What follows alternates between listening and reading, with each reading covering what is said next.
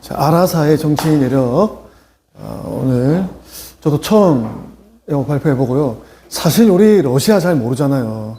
우리는 러시아보다 사실은 소련이 더 익숙하던 그런 세대였는데 소련이 없어져 버려가지고 아, 제가 러시아였구나 라는 것을 알게 되었던 정도의 어떤 러시아에 대한 이해를 가지고 있습니다. 근데 지금 아까 우리 공무선생님 말씀하신 대로 이게 지금 독립정신 챕터들이 이 흐름을 가지고 이렇게 이야기가 진행되고 있거든요. 우리나라의 어떠한 상황에 대해서, 그리고 우리가 그 당시 세계 최고라고 여겼던 천국이 저렇게까지 두드려 맞고 저 완고함으로 무너질 줄 누가 알았겠느냐라고 하는 주제. 근데 또 우리가 외놈 거리던 쟤네들은 저렇게까지 부강해질 줄 또 누가 알았겠느냐라고 하는 지금 국제적인 어떤 정세 속에서의 충격이 지금 그 당시 조선을 막 이렇게 휘감고 있을 때, 아, 저 조그마한 나라가 천국도 이기고 또 러시아도 이기고 막 서양 세력들과 막 어깨를 견주며 뭐 이렇게 동양의 패권국가가 되는 이런 것들을 바라보면서 참 우리는 뭘 해야 될까 막 이런 생각들을 많이 하셨을 것 같아요. 그러면서 지금 생각하는 게 국제 정세. 아니 저 서양의 세력들은 왜 우리 쪽에 와서 갑자기 이렇게 판을 벌리고 있을까? 우리는 뭘 모르고 있었을까? 막 이런 생각들을 하셨던 것 같아요. 그래서 아라사라고 하는 나라에 대해서 좀 우리가 이해할 필요가 있다라는 거죠. 왜냐하면 우리는 그 당시 조선은 세국 정책 펼치면서 그냥 우리끼리 안에서 잘 살면 되지 않나 라고 했는데 세계화의 흐름이 그렇지가 않더라. 그러면 우리가 세계를 알아야 되지 않을까? 라고 하는 부분인데, 특별히 러시아에 대한 이야기를 소개하고 있습니다. 러시아는 이승만 대통령 당시에 사실은 전 세계 G2가 사실은 러시아죠. 러시아랑 영국, 대영 제국과 러시아 이 두 나라가 전 세계 패권을 누가 가지느냐, 그레이트 게임이라고 우리가 흔히 이야기하는 그 세계 패권 싸움을 하고 있었는데, 저 사람이 그 세계 패권 싸움이 가능하게 만들었던 표트르 대제입니다. 잘생겼죠. 예. 러시아 애들이 덩치도 크면 190 막 이렇게 거구에 머리가 아주 또 냉철하고 비상했다고 해요. 이 사람이 지금의 어떤 러시아의 부강의 기틀을 다졌는데, 러시아는요, 위쪽으로 세계에서 제일 넓은 땅덩어리를 가지고 있지만, 사실은 또 쓸만한 땅은 좀 잘 없다라고 하는 또 지리적인 약점을 가지고 있습니다. 특히 바다로 진출을 해야 그 당시 세계 패권을 잡을 수가 있는데, 영국처럼 나갈 바다가 없어요. 얼어 있거나 땅에 막혀 있거나, 위쪽은 다 북극해, 이쪽으로 뭐 나가면 그냥 나갈 데가 없어. 뭐 나갈 필요가 없어. 위쪽은 어디 진출할 데가 없습니다. 그래서 이쪽으로 남하를 계속해야 되는데, 얼어 있고, 여기까지는 항상 얼어 있고 막혀 있고, 여기는 영국이 잡고 있고, 이 나가려면 여기 터키를 지나가야 되고, 뭐 이런 흑해 앞바다 정도만 이렇게 나갈 수 있는 정도. 러시아는 항상 좀 더 세력을 확장하고 싶은데 바다가 없다라고 하는 어떤 그런 약점이 있었고요. 그것 때문에 동서를 잇는 이런 시베리아 횡단 열차를, 철도를 이렇게 놓게 되는 그런 일이죠. 이 블라디보스톡, 이 대한민국 요 끄트머리랑 맞닿아 있는 연해조 쪽까지 이렇게 열차를 이렇게 연결하게 되는 그런 배경도, 바다로 진출할 수 없었던 러시아의 어떤 그런 모습도 당시 상황도 우리가 생각해 볼 수 있겠습니다. 그래서 지리적으로 이런 약점이 있었다. 굉장히 큰 나라죠. 천국 북방에 있고 구라파와 아시아, 유럽과 아시아 반씩 걸쳐 있는데, 영국과 세상에서 제일 큰 두 나라다. 영국은 뭐 여러 가지 나라들이 이렇게 식민지가 속시들이 다 합치해서 큰 나라지만, 아라사는 한 덩어리로 아까처럼 그렇게 큰 거예요. 그러나 북극에 가까워서 너무 춥고, 또 대부분 이제 높은 이제 지대인데, 그런 높은 지대는 다 습지입니다. 그러니까 사람 살기에 너무 적합하지 않은 거예요. 그러니까 계속 남쪽으로 내려오고 싶죠.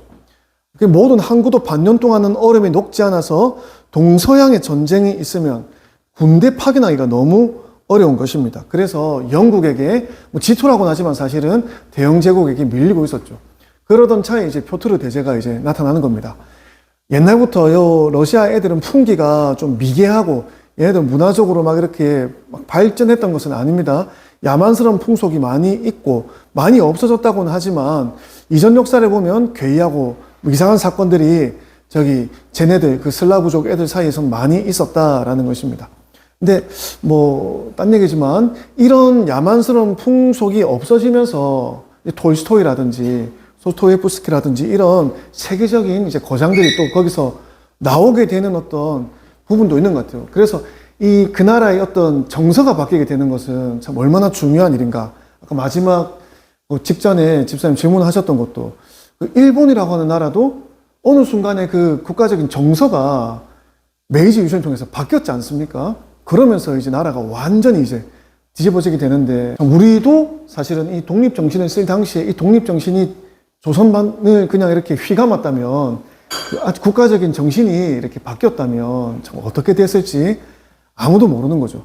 지금도 좀 우리가 지금 독립정신 지금 스터디하고 있지만 읽어보면은 굉장히 유익한 부분들이 많습니다. 그죠? 와, 이거를 참 우리가 배워야 되겠다. 그런 마음들이 많은데 좀 많이 이렇게 우리가 널리 좀 이 독립정신을 전파해야 될 이유가 여기에 있다고 봅니다. 부국강병의 비결이 요 독립정신 안에 많이 들어있더라고요. 근데 이 표토리 대제도 마찬가지입니다. 이 표토리 대제도 아주 어려서 이제 즉위를 했거든요.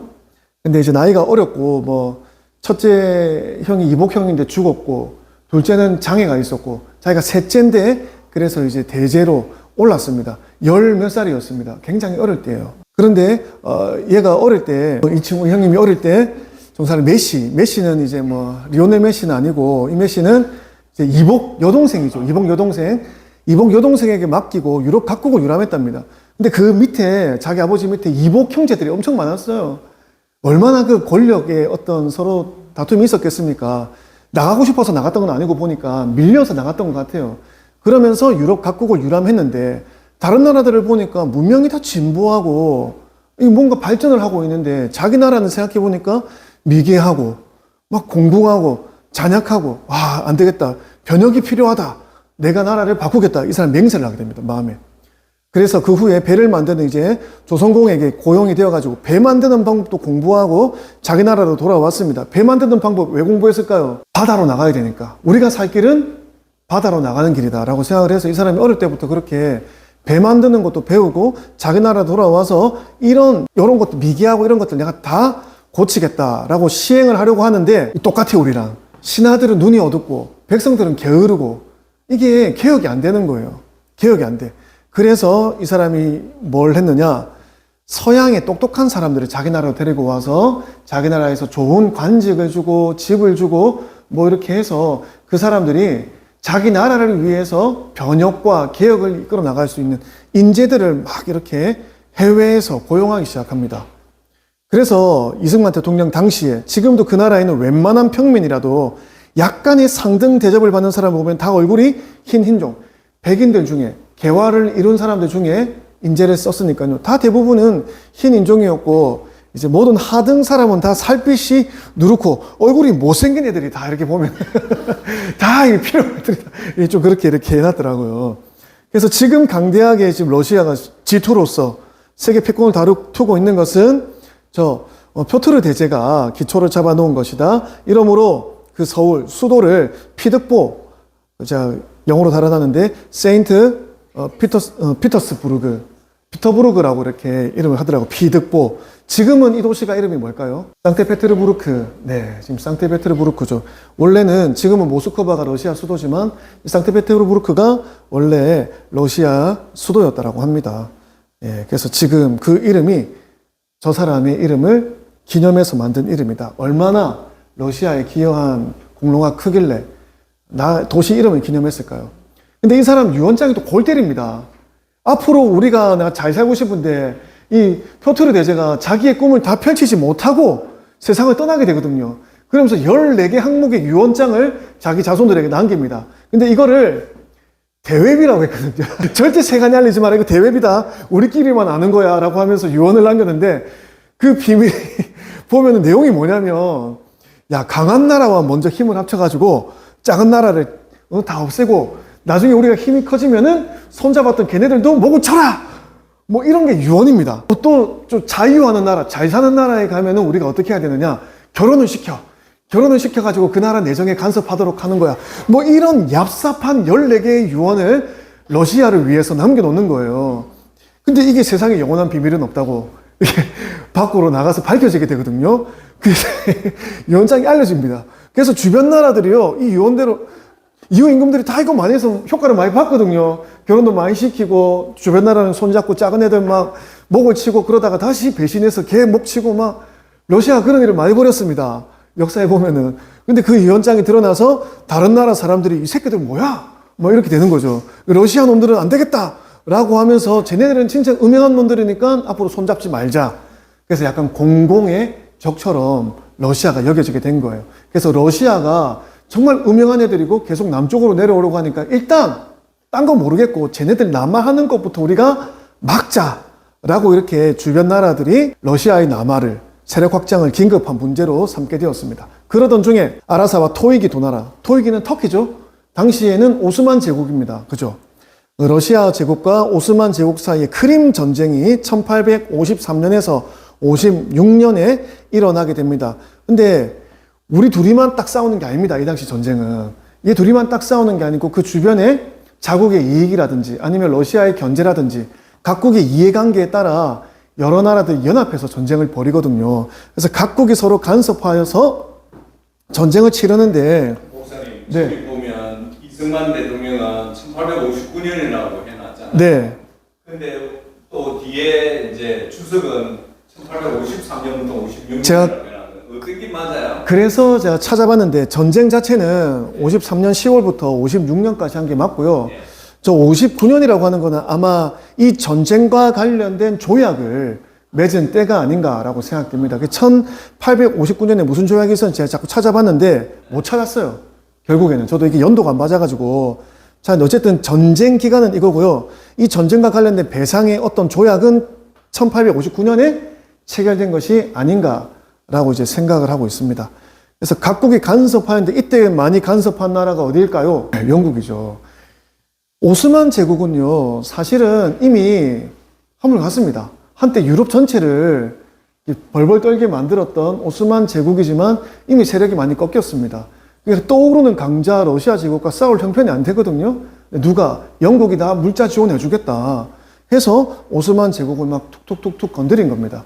거기다가 이 전쟁하기 참 좋은 어떤 명분이 있는데 뭐냐면 종교적인 거거든요. 러시아 정교회가 이제 내려오는 것을 너희가 막아야 되지 않겠니? 영국 증거들도 기독교 국가면서 이슬람의 종교심을 막 건드리는 겁니다. 쟤네들 내려오면은 너희들 어떻게 하려고 그래? 막 러시아 정교회 막 내려온다 막 이러면서 막 부추기고 하니까 어떻게 해요? 오스만이 이제 막 일어나서 싸우는 거죠. 그러면서 프랑스도 붙고 막 그러는 거죠. 그러면 러시아는 누구랑 손을 잡았느냐? 지지하는 나라가 있었습니다. 놀랍게도. 그리스 제국이. 그리스가 러시아에 붙어요. 여기서 우리가 좋은 걸 배워야 됩니다. 줄을 잘 잡아야 됩니다, 우리가. 편을 잘 먹어야 돼. 그리스가 그때부터 이제 러시아랑 했다가 유럽에서도 왕따 되고 전쟁에서도 패하고 애가 훅 가는 겁니다. 그래서 이제 어쨌든 전쟁에서 누가 이겼을까요? 오스만이 이기죠. 오스만이 이겨요. 그래서 나중에 여기서 이제 조약이 체결되게 되는데 보십시오. 자, 여기가 러시아입니다. 러시아 제국 이렇게 있고, 여기 우크라이나도 있고, 이 크림반도죠. 핫한 이 크림반도. 여기가 흑해입니다. 블랙시. 자, 러시아가 바다로 진출하고 싶으면 어디로 나와야 됩니까? 블랙시죠. 흑해로 나와야 되는데, 흑해는요, 그냥 자기 주변 이 땅에 이렇게 막혀 있습니다. 근데 이 흑해가 지중해로 나아갈 수 있는 길이 있는데, 해협이 있습니다. 여기랑 여기 두 해협이 있습니다. 여기가 중요한 거예요. 그래서 러시아는 흑해가 목적이 아니고 흑해를 통해서 어디로? 이 지중해로 해서 대서양으로 나가고 싶은 겁니다. 그러면은 여기를 지나가려면 누구랑 싸워야 되는 거예요? 터키랑 싸워야 되는 거죠. 그럼 여기서 나가는 게 좋습니까? 여기서 나가는 게 좋습니까? 여기서 나가는 게 훨씬 좋죠. 크림반도. 크림반도를 누가 먹느냐를 가지고 또 계속해서 싸우는 겁니다. 이쪽에서. 지금도 우크라이나랑 러시아랑 전쟁하는 이유가 어딥니까? 여기죠. 크림반도 때문이죠. 이 크림반도가 역사적으로 굉장히 중요한 그 요충지였거든요. 전략적으로나 지리적으로나 굉장히 중요한 지역인데 지금도 이것 때문에 지금 전쟁이 났고 지금 러시아가 실제적으로 지배를 하고 있죠. 자, 그러면 러시아는 여기에서 이쪽으로 해서 나오고 싶은데 그럼 터키가 지나가게 해주느냐? 오스만 제국이 안 하죠. 그럼 주변 나라들도 그걸 다 막아 세우겠죠. 그래서 이런 전쟁이 일어나는 겁니다. 여기 잘 보면요. 그림 그 해놓으시는데 그 콘스탄티노플 그 해역이 예. 폭이 어느 정도 돼요, 도대체? 제일 짧은 곳은 한 570m 정도. 여기가 아시아 사이드고 여기가 유럽 사이드거든요. 예. 그래서 여기서 저는 실제로 여기 가봤는데 여기서 보면은 저쪽이 보입니다. 서로 여기는 지금 다리가 놓여져 있어가지고 여기 이스탄불에 놀러 가면요 이 보스포러스 해협을 타고 가는 유람선이 굉장히 발달되어 있거든요. 폭이요 그래 안 넓습니다. 그렇게 막 멀지 않습니다. 진짜 그렇게 멀지가 않아요. 이쪽에서 저쪽이 굉장히 잘 보이는 정도의 거리입니다. 그 바다 건너편이. 가보시는 겁니다.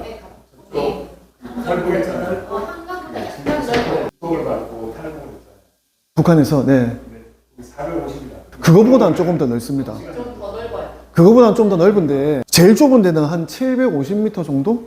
한 1km 반경 안에 있습니다.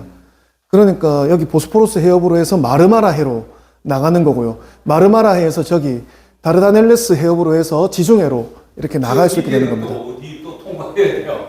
여기요, 여기 트로이 여기 보이시죠? 성경에 보면 드로아라고 나오는데 여기도 터키입니다. 터키. 아, 터키예요? 네, 여기 가면 트로이 목마 지금도 조형물 있고요. 네. 여기 성경에 드로아라고 나와 있는 그쪽 지역인데 이쪽 해협을 또 지나가야 됩니다. 그러니까 흑해에서 열로 나와가지고 사도 바울이 이렇게 나가요. 드로아에서 넘어가는 거예요? 드로아에서 해서 이제 그리스 쪽으로 해서 이쪽으로 해서 넘어가죠. 여기가 이제 빌립보 쪽이고 그렇습니다.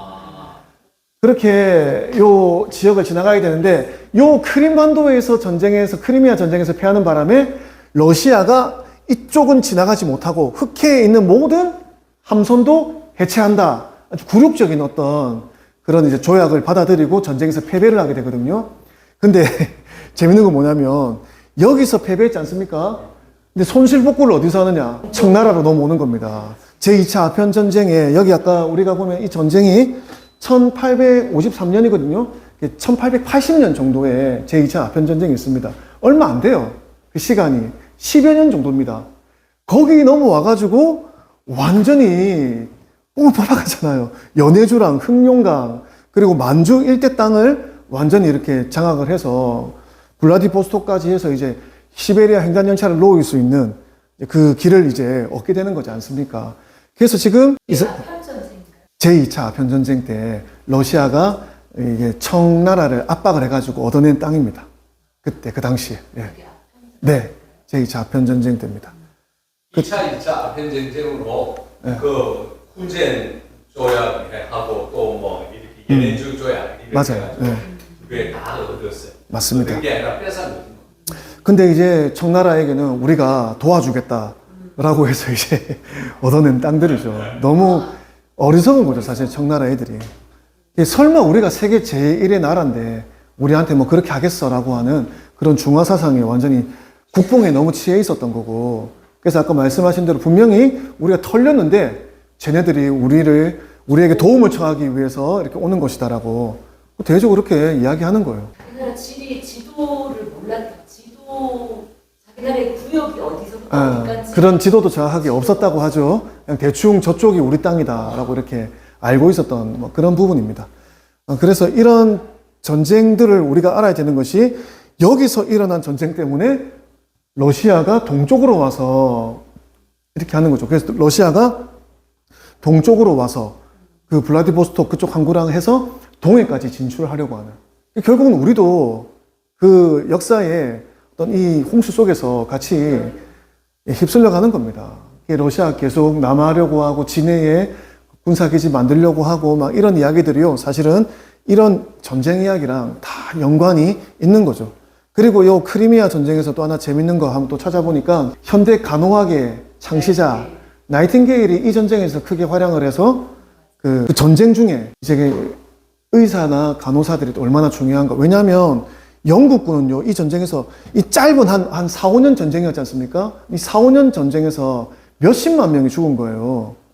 단기간에 죽은 사상자 발생이 너무 숫자가 커서 유럽 전체가 좀 놀랐다고 합니다. 근데 여러 나라들이 붙었잖아요. 전쟁에 사람을 보내고, 뭐, 제일 많이 뭐, 러시아에도 죽었을 거고, 오스만 제국에도 죽었을 건데, 영국은 2만이 채 안 되게 죽었습니다. 다른 애도 50만 이래 죽는데, 영국은 2만이 안 되게 죽었어요. 그 왜 그러냐 알아보니까, 나이팅게일이 그 전쟁에서 부상당한 사람들을 그 야전에서 그렇게 치료하고 했던 것이 사상자를 줄이는데 엄청나게 이제 기여를 한 거죠. 그래서 그 이후 전쟁들에서는 이제 그런 간호장교라든지 의료장군이라든지 이런 사람들이요 굉장히 중요한 현대 이제 전쟁에서의 중요도가 굉장히 이제 부각이 되는 어떤 그런 전쟁이기도 합니다. 자, 그래서 크림 전쟁 이후로 극동으로 진출하게 되는 러시아의 이야기를 우리가 이해할 수 있는 거죠. 왜 이렇게 얘들이 여기까지 왔느냐? 이것 때문에 왔다는 거죠. 그래서 빨리빨리 움직이기 위해서 횡단열차도 했고 해삼이 블라디보스토크 이걸 동방의 거점으로 삼아서 대한의 북도 천국의 동편에 연접한 곳으로 이 지방에 이르러 동양천지를 마음대로 호령하고자 한 것이다. 그래서 이 책 번역도 제가 2개를 봤는데 저는 요거를 선택했습니다. 우리 아마 비봉춘 출판사에 보면은 서양에서 번진 불이라고 되어 있을 겁니다. 불이 이제 동양으로 넘어왔다. 그 위급함이 조석에 달려있다 되어 있는데 저는 이제 동서문화사 책도 있거든요. 그게 좀 얇고 요약이 더 잘 되어 있어요. 여기 보니까 서양에서 막은 물이 동양으로 넘쳐흐르게 되었다 되어 있더라고요. 근데 이게 바닷길을 놓고 싸운 싸움이라 이게 의역이긴 한데 이게 조금 뭐 상황에 맞겠다 싶어서 저 마지막 문장은 동서문화사 문장으로 해놨습니다. 그 이승만 기념관 사이트가 있거든요. 거기 들어가면 독립정신 이승만 대통령 당시 이제 실제 그게 글인지는 모르겠어요. 그 PDF로 올려져 있습니다. 누구라도 그 무료로 다운로드 받아서 볼 수 있어요. 보니까 문장이 저거더라고요. 서양에서 넘어온 불이, 저 이게 물이 맞을까 불이 맞을까 궁금해서 찾아봤는데 원래 원본에 일본 말씀하시는 거네. 일본을 보셨네. 예, 하여튼 그 댓글로 적힌 그럼 불이라고 돼 있더라고요. 그래서 아무튼 근데 물 때문에 싸운 거니까 아무튼 저는 하여튼 뭐 요렇게 했습니다. 그래서 좀 정리를 해보자면 그 당시에 우리나라는 너무 이제 국제 정세를 몰랐다. 세상이 어떻게 돌아가는지를 아무것도 몰랐기 때문에 휘가만 내려오던 물을 그냥 맞고 흘러 떠내려갈 수밖에 없었다. 목적지가 있는 것도 아니고 어디로 가야 되는 건지도 모르고 그냥 물이 넘쳐 흐르니까 그냥 홍수에 떠밀려 가듯이 그렇게 아무 방책 없이 떠밀려 내려가는 그런 형국이었다라는 것입니다.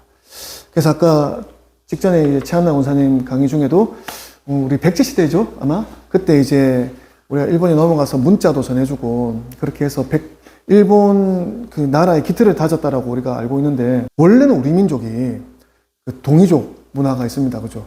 한 곳에 머물러 있지 않고 계속해서 말 타며 이동하고 막 그래서 지금도 중국에 이렇게 홍산 문명이라든지 뭐 이런 여러 문명들이 막 이렇게 곳곳에 펼쳐져 있지 않습니까? 백제도 바다를 건너가서 섬나라의 문화를 전해주었고 그리고 우리 삼국시대에 보면은 김수로왕 나오지 않습니까? 김수로왕 누구랑 결혼했습니까? 서왕후랑 결혼했죠. 서왕후 어느 나라 사람입니까? 인도입니다. 인도 사람이에요. 인도에서 넘어온 여자랑 국제 결혼을 했던 게 우리 선조들입니다. 고려시대 가요 중에 쌍화점이라는 가요에 보면은 회회합의가 나옵니다. 회회합의는 아라비아 상인입니다. 원래는 우리나라가 그 고려라는 지명도 코리아라고 하는 이름이 전 세계에 알려진 것도 고려시대 때 우리나라 상인들이 널리 이렇게 무역을 했었다고 하거든요. 원래는 이런 국제적인 어떤 통상이라든지 무역이라든지 이런 것에 굉장히 우리가 좀 밝은 민족이었는데 아까 도학의 폐해, 도학의 폐해 거기에 갇혀 있다 보니까 우리가 더 이상 나가지 않고 북진 웬 배응망덕한 소리냐 우리 상왕이 안에 위에 계신데 우리가 어딜 나가느냐 우리는 이 안에 갇혀 있으면 좋하고 상왕께서 나라를 잘 다스릴 수 있도록 우리는 조공을 잘 보내면 된다. 조선시대 때 이제 그게 정리가 된 거예요. 그리고 그게 언제냐? 세종대왕 때거든요. 우리가 세종의 여러 가지 업적들 너무 좋은 게 많지만 세종 때 그 성리학을 따라서 상황을 잘 섬기고 우리는 작은 나라로서 이곳에서 잘 살면 된다. 라고 이렇게 결정을 내리게 되고 그게 제대로 이제 조선의 아이덴티티가 된 것도 사실은 세종대왕 때라고 이렇게 이야기를 하더라고요. 참 그런 부분들을 생각해 보면은 원래 우리가 가지고 있던 민족성이나 이런 것들이 지금 K-팝이 전 세계로 나가고 K-뷰티, K-푸드 이런 게 전 세계로 뻗어나가는 게 원래 우리의 정체성이었던 것 같은데 참 그게 묶여 있다가 이제 지금 좀 이렇게 또 세계로 뻗어나가고 있는 때가 아닌가. 그러나 아라사의 정치 내력을 우리가 이해해야 되는 것처럼 지금도 국제 정세를 잘 이해해야 된다. 지금 아라사가 문제 여전하죠. 러시아와의 관계 우리가 좀 중요하고 또 바로 위에 있는 중국과의 관계 중요하고 또 바로 밑에 있는 일본과의 관계도 너무 중요한 좀 그런 위치에 우리가 있습니다. 그리고 그 모든 관계를 뛰어넘어서 우리나라 최고의 우방인 미국과의 관계, 뭐 이런 여러 가지 정치적인 관계들, 국제 정세들을 이 당시에 이승만 대통령이 중요하다라고 이렇게 소개하는 것처럼 사실 뭐 내용이 그렇게 막 깊고 심오한 건 없거든요. 아라사의 정치 내력에.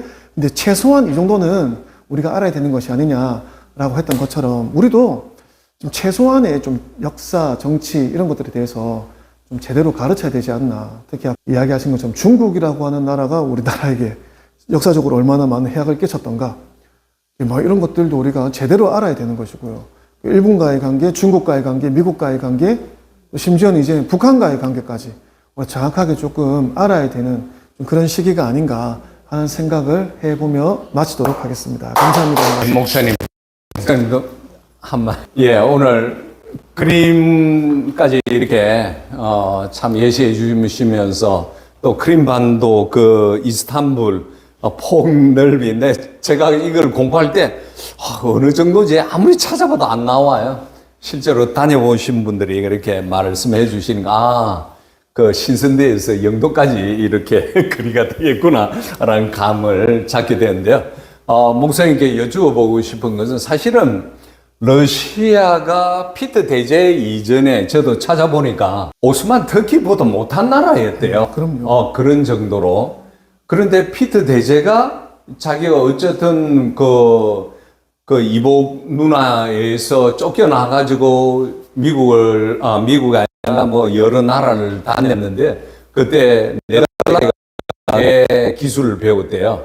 그리고 독일 가가지고 비스마르크 그 팀들한테 대포 쏘는 그런 기술을 배웠고 영국에 가가지고는 수학, 과학 이런 걸 다 배웠다고 그러더라고요. 그러면서 그렇게 러시아가 그렇게 뭐랄까 나라 국력이 약화했던 이유가 12세기에 몽골족이 한번 확 휩쓸었잖아요. 유럽, 그죠? 유럽을 휩쓸었는데 러시아는 그러니까 500년 동안 계속해서 몽골 제국의 나쁜 습성, 야만성이라든지 그런 걸 가졌대요. 그러면서 이렇게 관리들이 특수형 기르고 이러면 피트 대제가 다 잘라가지고 벌금 매기고 그렇게 했답니다. 그러면서 피트 대제가 또 국내에 들어와가지고 여성들의 복장을 완전히 서양 여성들처럼 하고 또 댄스도 하고 막 그런 교제를 냈는데요. 그러면 실제로 이제 피트 대제가 러시아에게는 굉장히 훌륭한 왕이지 않습니까? 근대 국가로 만들고 그리고 오스만 터키를 크림 전쟁에서는 졌지만 그 이전에 자기가 재임하고 있을 때는 거기서 한번 이긴 적이 있더라고요. 흑해가 전통적으로는 오스만 제국이 늘 실효적인 지배를 해왔었는데 그때 이제 그 크림 전쟁이 일어나기 전에 1853년에 일어났는데 찾아보니까 1771년도에 그 러시아가 그 전쟁에서 어떤 전쟁 승리를 하고 그 흑해의 실지배권을 가지고 오더라고요. 그러니까 그 전까지는 오스만 제국한테도 계속 밀려서 그런 걸 못했죠. 그러다가 이제 그때 이기게 된 게 피터 대제. 그러면 이제 두 번째 질문을 좀 하겠는데요. 실제로 피트 대제의 14조 유언장을 보면 이승만 대통령이 29살 때 벌써 러시아의 악한 습성을 꿰뚫었을 거라고 저는 생각하고 있습니다. 그래서 국내에 들어와가지고 해방을 맞이하면서 이제 남북이 갈라지고 이런 과정에서도 제가 보기에는 피트 대제의 유언대로 나라를 대한민국을 갈라놓고 나중에 합치고 6.25 전쟁으로 이끄는 그런 상황이지 않은가. 자기들은 공산주의 국가가 되었지만 여전히 피트 대제의 유언장대로 실행했다고 생각하는데 그 부분에 대해서 어떻게 보시는지요? 공부를 하면서요. 이거는 그걸 우리나라 분단과 전쟁까지 가지고 올 수 있을까 하는 생각은 좀 해보게 되고요.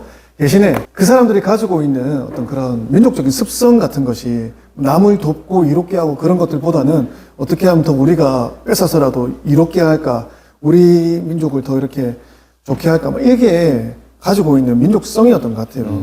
그래서 실제로 나중에 이런 전쟁에서 지고 또 근대 국가로 넘어오는 과정에서 니콜라이 황제 때인가 또 문제가 있었던데 지금 정확하게 제가 기억이 안 나는데 그러면서 이 사람들 안에 그 국가에 대한 불만과 부신이 팽배하게 되면서 아나키즘이라든지 사회주의라든지 그렇죠. 공산주의라든지 이런 것들이 막 발현하게 된 어떤 그런 배경은 되는 것 같아요. 또 그런 것들을 통해서 스탈린주의라든지 뭐 공산혁명주의라든지 이런 것들을 따라서 이제 북한의 지령이 떨어지고 그런 것들이 결국에는 한반도의 전쟁까지 가지고 오지 않았나 알겠습니다. 그런 생각을 해봅니다. 감사합니다. 오늘 너무 깊은 내용 감사드립니다.